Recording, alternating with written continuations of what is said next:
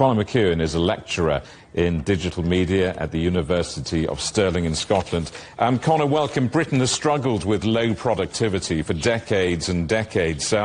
Is this going to help fix things or not?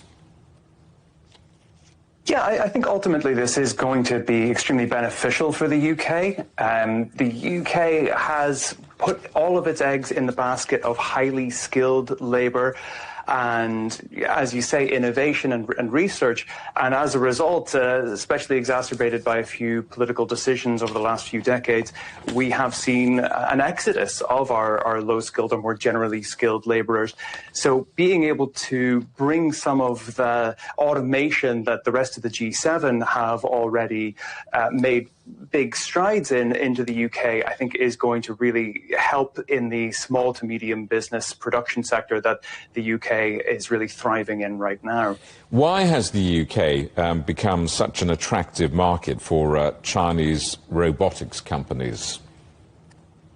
Well, I think it's difficult to put everything on one reason. However, if I was going to point to one thing, I would say that right now the UK has got a shortage of about 50,000 generally skilled labourers. And if we try to track those numbers against Brexit, we can see that there is a big connection there. So there has been this kind of exodus of lesser skilled labourers back to the EU, and we're lacking those right now.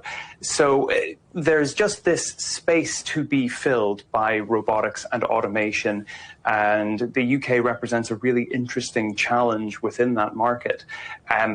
Within big companies like BYD or Xiaopeng in China, there, as you said, they can have these big automated lines where things are built together.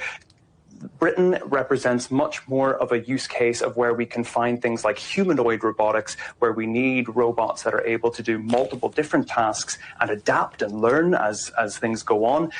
But that's kind of looking towards the future of robotics, but that's where the innovation will happen. You know, if I worked in retail or a warehouse, I'd be rather worried by this conversation. I mean, this greater automation will simply eliminate jobs, won't it?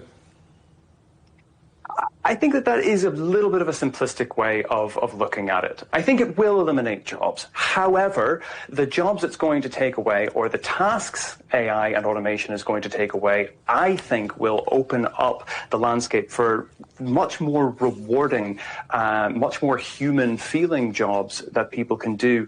At the end of the day, the things that it would cost a huge amount of money for robotics companies to create automation for are things that require human skills, the advanced dexterity that we have, the advanced problem-solving skills that human beings have.